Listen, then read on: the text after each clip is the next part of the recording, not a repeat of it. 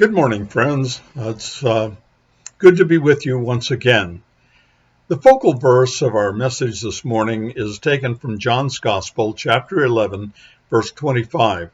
Jesus speaking to Martha, the sister of Mary and Lazarus, said, "I am the resurrection and the life. He who believes in me shall live even if he dies." Although I have never regarded the sayings of George Carlin to be a source of spiritual inspiration, he did once say something germane to our topic this morning. "Life is tough," he offered, "then you die."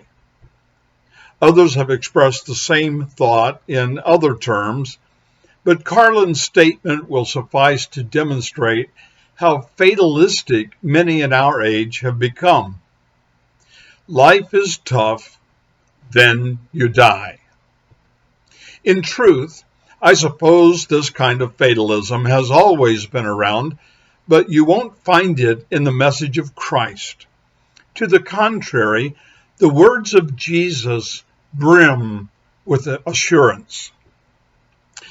Coming back to John chapter 11, the disciple of Jesus records the story. Lazarus has taken ill, and Mary and Martha, his sisters, have sent word to Jesus asking him to come, believing that the healer will restore him to health.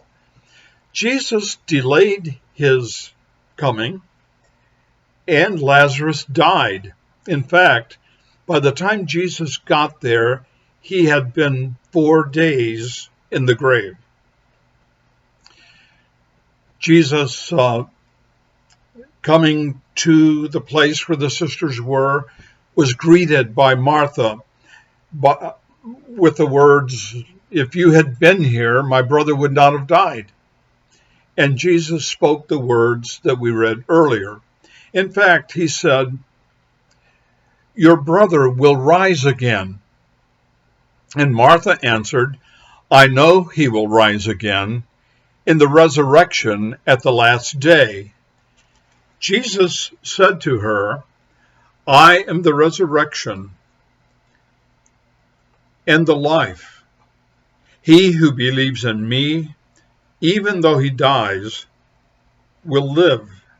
And whoever lives and believes in me will never die. Do you believe this?" "Yes, Lord," she told him. "I believe that you are the Christ, the Son of God, who was to come into the world."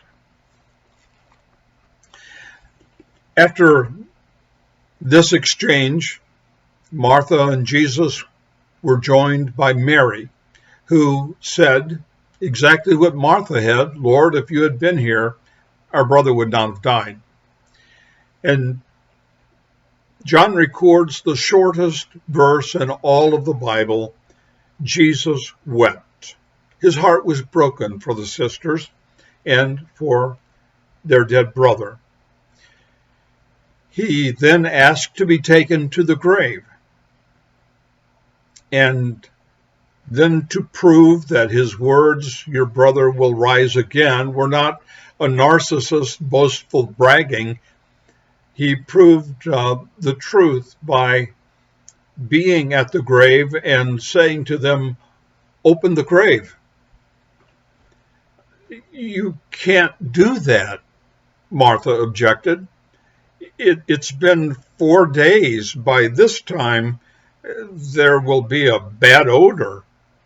In other words, she was saying, by this time, it's going to stink. She presumed to tell Jesus what he could and couldn't do. You know what I call that? Stinkin Thinkin. "Jesus, we think you need to reconsider. This is a bad idea. You seem to have failed to consider some relevant data, namely, 4 days have passed and opening the grave will not be a pleasant experience." Of course, they were not the last ones to suggest to the master that his way was not best, or that they had a better idea. And though many things have changed through the years, that idea is still around.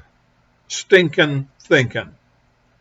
Predictably, Jesus ignored their objections and ordered the grave to be opened and called to Lazarus, "Come forth." And he did. Jesus is the resurrection. What a great comfort to know that after death awaits the resurrection to life eternal. But this applies not only to individuals, I believe, but in other circumstances as well, let's say to churches. If Jesus is the resurrection, it is a general truth and applies not just to persons, but to all that is or appears dead. Just as Ezekiel's dry bones lived again, many a church that was pronounced dead, or at least comatose by a pessimistic preacher or a doubtful parishioner, has been called forth from its would-be grave by him who is the resurrection and the life. Do you believe this? We might also ask, what else appears dead that needs to hear the command of Christ to live again? Some have pronounced their relationship dead. There is no hope, they believe. By this time, so many hurtful things have been done and said that to open the door to examine all that anger and resentment would create such a stink that they reason it is better to simply call it dead, seal the tomb, and move on. But that may be a prime example of stinkin' thinking. I am the resurrection and the life, Jesus says. Do you believe this? Just as physicians are very often instrumental in bringing healing, Christ may intend to use a therapist to breathe new life into your relationship. You can make your relationship great again, to borrow an idea that is not originally mine. For others, it's their dreams that need new life. And for others, their hopes are dead and buried. Some have seen their self-confidence wither away to nothing. It's been poisoned by constant put-downs and criticisms from people around them. They didn't always feel that they had little worth or nothing to contribute. But I'm here to tell you that the God who created you and who loves you has confidence in you and seeks to restore health to your sense of self-worth. All this is a part of the abundant life Jesus said he came to give us. Of course, we must not forget that in the passage we read,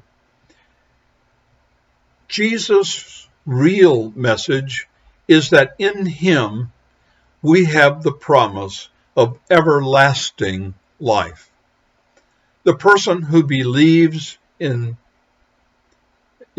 me, Jesus said, shall live even though he dies, and whoever lives and believes in me will never die. Do you believe this? And Martha replied, Yes, Lord, I believe that you are the Christ, the Son of God, who was to come into the world.